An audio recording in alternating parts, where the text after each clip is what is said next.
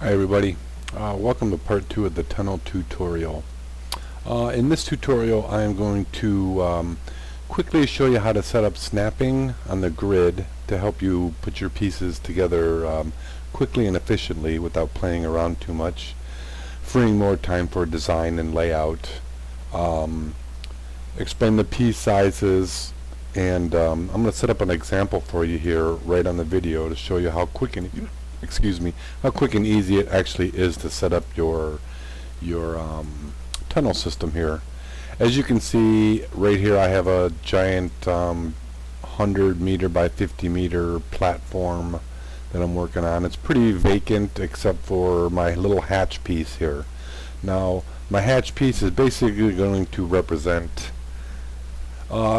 a castle floor, a floor in a room in a castle, maybe the courtyard castle, just any kind of hole that you want to make like a hatch entrance into the dungeon. Even if you wanted to, you could, turn this into a circle and make it some kind of sewer cap or something. But we're going to go ahead and change that back to default. And underneath you can see I have my ladder already rezzed with the first tunnel section. Now before you begin, I want you to come up to your little arrow here. I'm using the Firestorm viewer, as you can see. I want you to come to the little arrow here and make sure you set your grid options to 0.125. 0.125 is what we want to be able to snap at. This will ensure that all your pieces snap perfectly together, as I'm about to show you. Alright, so the first thing I want to do, I have my inventory pulled open over here. I want to look at my pieces and kind of decide how I want to lay this out. And I'm going to start off with a straight 8 meter section. I'm going to res out here on the ground. No, I'm not.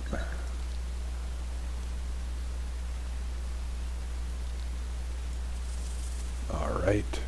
I'm going to take this, and using the grid, you can see I'm pulling my widget to the side. Using the grid, it's going to snap your pieces every 0.125 meters. And same with your controls. So real quickly you can hold down control and rotate 90 degrees. Now I'm going to start moving this in closer. This is when it comes handy to have the transparent back wall, so you can kind of look into your tunnel and get an idea of where you need to move to.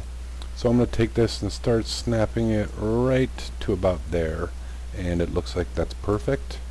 Now looking through the tunnel, I need to line this edge up with this edge up, so I'm going to grab my red widget, which is the X axis, and snap it over perfectly, and then use the Z to snap it up, and there we go.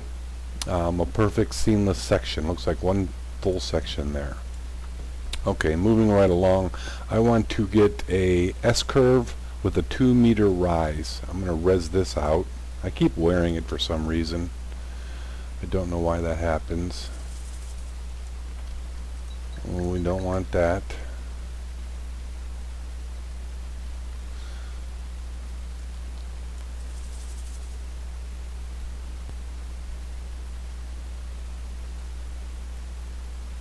Don't want that one. Okay, we want the 90. See, it's doing it again. 90 degree with the 2 meter rise. We're actually going to use it as a lower because we want to go down, so I'm going to spin this around and put the high end facing the tunnel. Slide this over again. I'm just using the grid. Line up. Looks good. Raise it up a little bit. Looks good. And slide it over, and once again it looks good. Now I want to connect, let's see, we want the reverse bend, so I'm going to res this out, and I actually didn't end up wearing it that time. Slide this over, butt these two up using the grid, raise this up, and slide this over into place. There we go. Okay, that's 4 sections in just a matter of a minute or two. Now I want to make a couple chamber rooms off to the side here, but I want the tunnel to continue straight through. So I'm going to res out my T section here. I'm going to slide this around, raise it up, and once again snap it into place.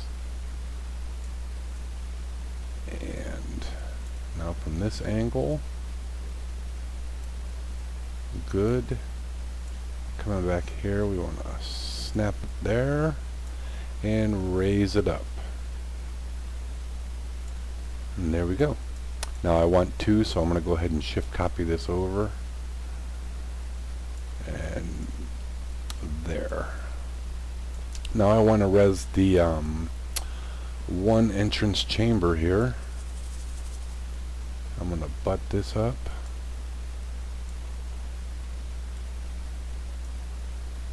And slide it over. And raise it up. And there we go. Now one more here. And perfect. Now you can see as you move your cam in through here, there's a nice seamless tunnel. The kit does also include a texture pack that I'll go over with in part 3, so you don't have the same looking texture all the way throughout your tunnel. Not that it looks horrible, but you always want to break up repeats. Okay, so you know what, I'm going to delete this. I'm going to put a 4-way intersection in there instead, which is going to be intersection 4-way.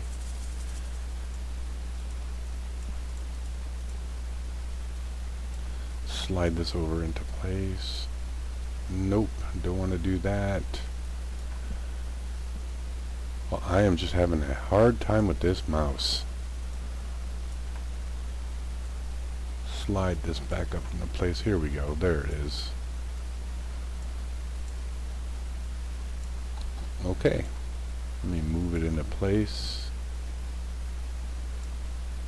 There. And there. Okay, so we're starting to get the shape of a nice little dungeony tunnel looking thing. As you can see, I have 2 drop-offs or rises, and each one is 2 meters, so I know that right now I'm 4 meters below my starting point. Just for future reference, if I need to bring the tunnel back up to that platform for a stair entrance or a different hatch entrance. What I'm going to do here is I made these sections that are called, where are they at? Wall insert. I'm going to take a wall insert, and I'm just going to temporarily, because this might be a tunnel down the road, it might not be. I just want the option to be there. So I'm going to take this and once again snap it right into place, and you have a little blocked area there. Let's see, what else can we use here? Wall insert. There's 3 different variations of the wall insert. Some of them have doors, and this one has just the solid, so there's no door or door opening.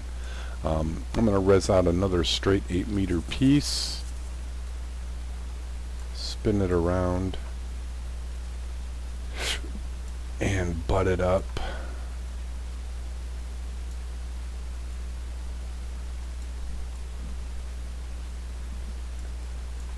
And you can see, as I cam through here, it's starting to look pretty good.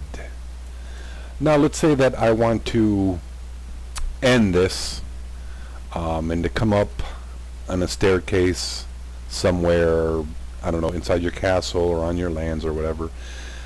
When you're ready to do that, you can find your access stairs. Remember from tutorial 1, the explanation between the access stairs and the inner stairs. We want the access stairs.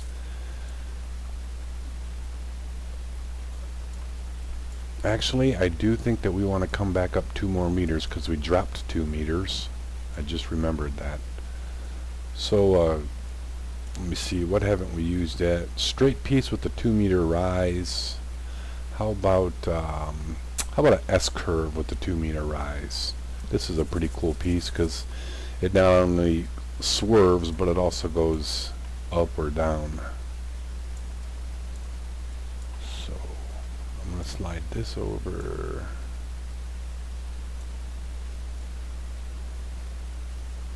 Snap it there. Oh, I need to bring it closer. Snap it there. And snap it there.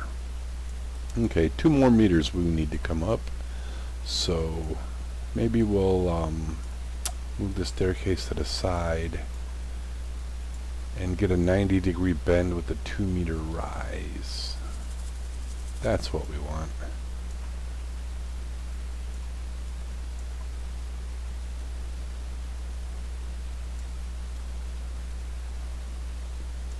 Line this up.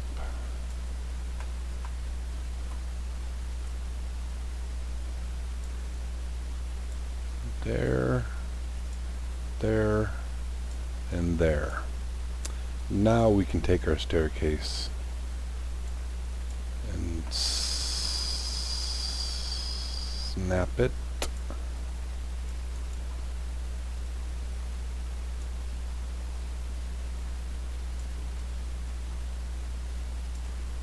Now we're at the same starting height. If I were to pull one of these ground pieces over, that was our pretend ground or castle floor, we should be right at the same height. Yeah, you can see there, we're right at the same height. We have the flicker.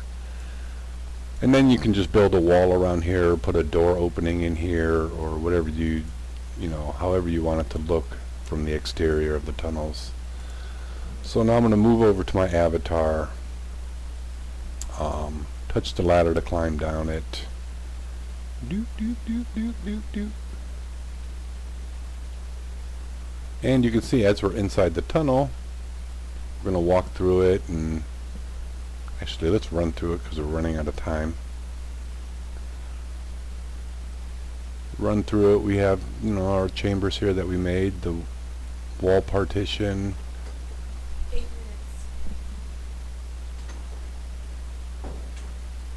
And over here to the stairs, which looks like I have a little bit of flicker I've seen. Whoop, I didn't snap that correctly. Smooth that over. There we go. Then snap this over. And up the stairs.